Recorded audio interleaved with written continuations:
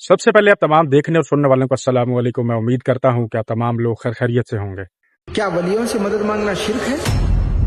पहले आप ये वीडियो देखिए, फिर कुरान की आयत देखते हैं। मुसीबत टाल देना काम किसका, गौसे आज़म का। Wake up to reality. अब सुनो कुरान क्या कहता है। कुरान की एक आयत है, सूरह अल-हज आयत नंबर 73। अल्लाह तबारक व तआला ने इस कुरान में कहा है कि तुम जिनको अल्लाह के सिवा पुकारते हो, चाहे वो वली हो चाहे कोई भी हो, जिनको भी तुम अल्लाह के सिवा दूसरों से मदद मांगते हो, दूसरों को पुकारते हो, वो एक मक्खी भी पैदा नहीं कर सकते। Wake up to reality. Quran के बुतों की मसम्मत कर रहा है, अपने वलियों की नई आयत किताब कहाँ से शुरू होता है? पारा नंबर 17 ये जो आयत उन्होंने पढ़ी है, सूरह हज आयत 73 है। अल्लाह यहाँ से कलाम शुरू फरमा रहा है, या अय्युहन नास, अय लोगों। जब अल्लाह मोमिनों से खिताब करता है तो क्या फरमाता है? या अय्युहल लज़ीना आमनू, ऐ ईमान वालों। और जब काफिरों से मुखातिब होता है तो क्या फरमाता है? या अय्युहन। तो किससे कहा जा रहा है? काफिरों से। इसको याद रखिए, कुरान कहता है या अय्युहन नास दुरिबा मसलुन फस्तमिऊ लहू। अय काफिरों, तुम्हारे लिए एक मिसाल बयान की जा रही है, जरा गौर से कान लगाकर सुनो। अल्लाह काफिरों से कह रहा है, काफिरों हम तुम्हें एक मिसाल दे रहे हैं समझाने के लिए, अपने कान लगा के सुनो। इन्नल लज़ीना तदूना मिन दूनिल्लाह, तुम अल्लाह को छोड़कर जिसकी इबादत करते हो। तदूना के मायने हर जगह पुकारना नहीं होता, इबादत करना होता है। और ये जाहिलों ने क्या नाम, सिर्फ एक ही तर्जुमा लिया। कौन सा तर्जुमा? तुम जिनको अल्लाह के सिवा पुकारते हो। अब अल्लाह के सिवा किसी को भी पुकारे मुशरिक हो जाएंगे, तो कल अपने बाप को मत पुकारना, मुशरिक हो जाएगा वरना। अब एक और हदीस सुना देता हूं, ये फतवा भी सहाबी का लो एक, और फतवा भी बुखारी में मौजूद है। हम जज्बात में नहीं फतवे देते, हम हदीस कुरान की रोशनी में फतवे सुनाते हैं। ये सही बुखारी जो इन्हीं की आंखें छपी, बुखारी की जिल्द नंबर 3 बाब नंबर 1033 अल्लाह ताला अन्हु से, अब्दुल्लाह इब्न उमर से। ये साहबी रसूल है और हदीस के बहुत बड़े रावी है, फारूक आजम रज़ियल्लाहु ताला अन्हु के साहबजादे हैं। वो कहते हैं यरहुम शिरार खल्क़िल्लाह, अल्लाह की मखलूक में सबसे बदतरीन लोग खारजी है। तो बदतरीन क्यों है? आगे वजह बताते हैं। जो आयतें काफिरों और बुतों के बारे में आई वो मुसलमानों और मोमिनों पर फिर करते हैं कम वक्त। अब्दुल्लाह इब्न उमर क्या कहते हैं कि खारजी बदतरीन मखलूक है, और बदतरीन इसलिए है कि जिन आयतों का ताल्लुक मुशरिकीन से है, कुफ्फारों से है, उनके माबूदों और बुतों से है, वो ऐसी आयतें मोमिनों पर और सालिहीन पर फिट कर। अब ये जो वीडियो आपने देखी है, इस वीडियो के अंदर आपने सुना कि वो किस तरह से कुरान से ये साबित कर रहे हैं कि अल्लाह ताला जो मुखातिब कर रहे हैं कि मेरे अलावा किसी की इबादत नहीं करनी, मेरे अलावा किसी को नहीं पूजना, किसी को सजदा नहीं करना, किसी से मदद नहीं मांगनी, तो वो सिर्फ और सिर्फ काफिरों को कहा जा रहा है। क्योंकि जब वो कलमा गो की बात करते हैं अल्लाह पाक, तो वो बात करते हैं इस तरीके से कि ए ईमान वालों, ठीक है। और जब अल्लाह ताला बात करते हैं उन मुशरिकों से जो अल्लाह के सिवा लोगों से, दूसरे लोगों से मदद मांगते हैं या बुत परस्ती का शिकार है या कब्र परस्ती का शिकार, खैर कब्र परस्ती तो ये बीच में ऐड ही नहीं कर रहे, तो वो अल्लाह ताला किस आवाज में या किस लहजे में या किन अल्फाजों का अल्लाह ताला चुनाव कर रहे हैं कि ए लोगों, ये किस तरह से अपनी आवाम को गुमराह कर रहे हैं। ये इस चीज का फिर क्या जवाब देंगे कि अल्लाह ताला ने तो कुरान में ये भी फरमाया कि ईसा और उनकी माँ वो तुम्हारे ना अच्छे के जिम्मेदार है ना बुरे के, यानी कि ना ही तो वो तुम्हें नफा पहुंचा सकते हैं ना ही तुम्हें नुकसान पहुंचा सकते हैं, क्योंकि वो खुद रोटी के मोहताज हैं। अब ये मौलवी या मुफ्ती इस हवाले से क्या बताएगा, क्योंकि इनका काम है डंडी मारना।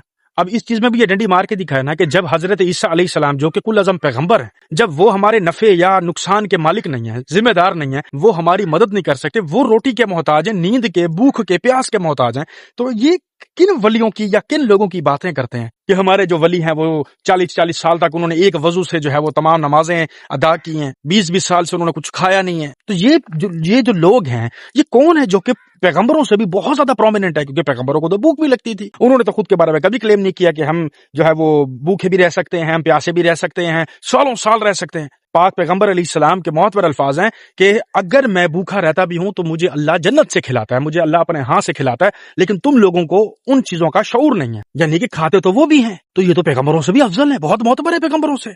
अगर इश्क में कोई सुन्नी झूमता है डीजे लगा करके तो इंशाअल्लाह वो भी सवाब पाएगा। सवाब पाएगा, कब्र की मिट्टी चाटने का सवाब पाएगा, कब्र पे सजदा करने का सवाब पाएगा, अल्लाह के साथ शिर्क करने का सवाब पाएगा, और नौज बिल्लाह सवाब कौन देगा? शैतान। अबे अगर पूरे साल नहीं भी झूमता, एक दिन तो झूम ले।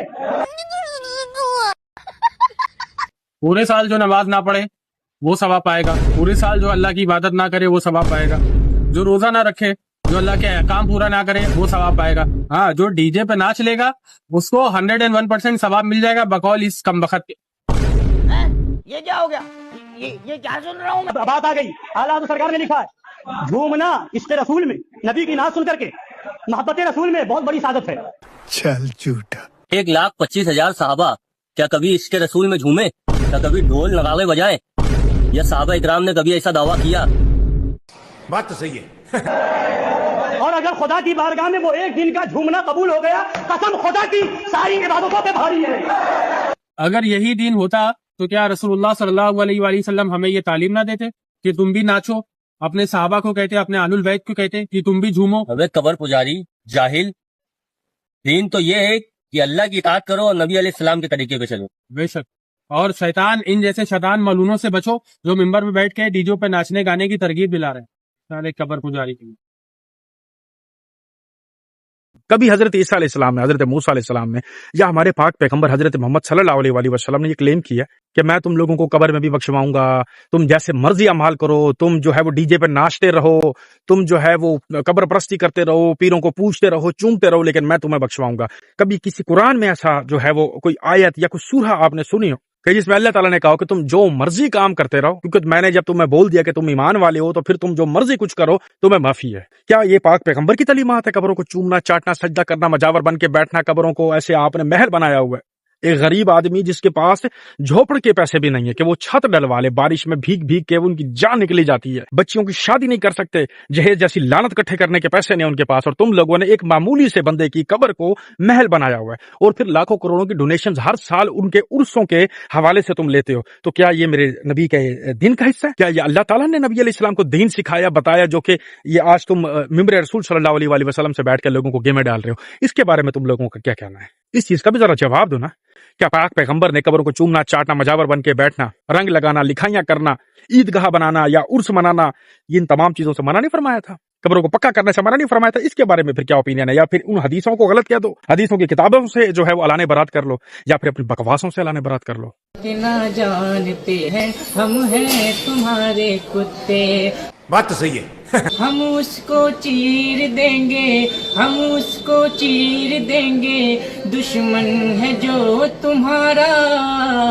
اچھا، یا اعلی حضرت، حضرت، یا اعلی حضرت۔ باولا کتا یعنی پاگل کتا، میڈ ڈوگ، تو اگر کسی کو پاگل کتا کاٹ جائے، کتا تو میں مشہور ہوں، سگے مدینہ تو میرا لقب ہے، لقب یہ میں نے خود لیا ہے، لقب کسی نے دیا نہیں جی کبھی لائی مت بٹانا ہے۔ 11 بار یہ درود شریف، اللہم صلی علی سیدنا و مولانا محمد و آلہ و علی نوح نبیک، سلام علی نوح فی العالمین، انا کذالک نجزی المحسنین۔ اس کے بعد تیسرا کلمہ کلمہ تمجید 11 بار پڑھیے، اس کے بعد پھر 11 بار وہی درود شریف پڑھیے۔ یہ سب پڑھ کر چکنی مٹی کو جو پانی سے گوندھ کر رکھا ہے اس پر دم کر لیجئے، اور اس کی 7 گولیاں بنائیے، اور وہ گولیاں 7 نابالغ بچوں کو دیجئے، پھر ہر بچے سے ایک ایک گولی لے کر زمین پر مار کر توڑ دیجئے۔ ایسے ایک سوال ہے، اگر وہ گولیاں نہ دے، بچے توڑ دیں، کھیل لیں، کھا لیں، اور وہ لے کے گولیاں بھاگ جائیں، تو پھر کیا ہوگا؟ اگلا ٹوٹکا بھی بتا دو نا کہ اس کے بعد کیا ہوگا۔ اس کے بعد میں بتاتا ہوں، گولیاں لے کے بچے بھاگ جائیں گے، ان کے پیچھے یہ دوڑیں گے، ٹھیک ہے، بچے گولیاں توڑ چکے ہوں گے، بھاگ چکے ہوں گے، یا بچے ان کے پکڑ میں نہیں آئیں گے کیونکہ یہ نہیں بھاگ سکتے، اتنے چبل لوگ ہیں۔ اس کے بعد اینڈ کیا ہوگا؟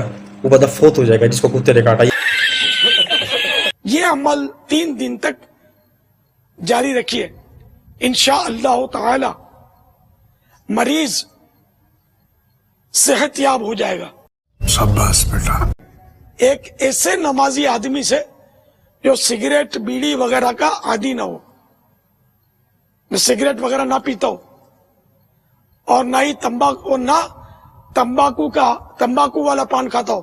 1.25 پاؤ سوجی کا حلوہ اس سے تیار کروائیے، حلوہ تیار کرنے سے قبل اس کو وضو کروا لیجئے، اور اس حلوے کا ثواب حضرت سیدنا اویس قرنی علیہ رحمت اللہ الغنی کی روح مبارک کو ایصال کیجئے، انشاءاللہ تعالی مریض باولے کتے کے کاٹے کے اثرات سے محفوظ رہے گا۔ تیرا کیا ہوگا کالیا؟ ڈاکٹر لوگوں کو اپنی جتنی بھی ڈگریاں ہیں یہ کتے کے کاٹنے کے علاج کے بارے میں یا کسی بھی زہریلی چیز کے کاٹنے کے حوالے سے جو انہوں نے 5-5 6-6 سال تعلیمات حاصل کی ہیں ان کو چاہیے اپنی کتابوں کو ڈگریوں کو آگ لگا دیں اور یہ گولیاں اور حلوہ اس طرح سے یہ ٹوٹکے بنا کے اپنے مریضوں کو جو ہے شفا یاب کرائیں. اور کیا کبھی یہ ٹوٹکا باپ الیاس قادری نے اپنے کسی خاندان والوں پہ اپلائی کیا ہے؟ نہیں کیا ہوگا. نہیں کیا ہے. پتہ کیسے مجھے سمجھ میں نہیں ہے. اس لیے یہ ٹوٹکے کیے اس لیے سارا خاندان پاگلوں کا ہے, اس لیے اس کے سارے مرید پاگل ہیں. سمجھ نہیں آتی ان کو کیا کرنا ہے. نبی کیا فرما گئے ہیں, ہم کیا کر رہے ہیں. اہل بیت نے کس چیز کی قربانی دی ہے؟ نبی نے پیر فقیری سے منع فرمایا علیہ السلام, اور اس کے بعد ہم وہی کام کرتے پھر رہے ہیں. تو یہ پاگل پن دور کیا ہے. کاش کے وقت پہ علاج کروا لیا ہوتا نا تو آج تم سارے پاگل نہ ہوتے. اللہ تم لوگوں کو ہدایت دے, شفا دے, یا اپنے پاس بلا لے. جی